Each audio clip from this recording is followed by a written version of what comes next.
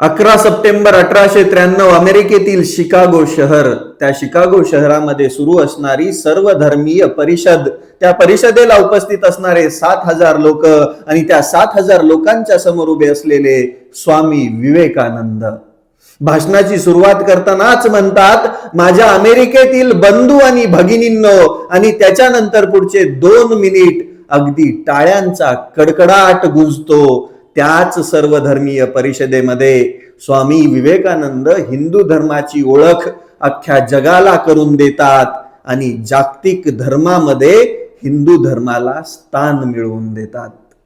स्वामींची शिकवण अगदी महान आहे. 19व्या शतकामध्ये अगदी महान तत्वज्ञ आणि समाज सुधारक झाले, त्यामधले स्वामी विवेकानंद एक.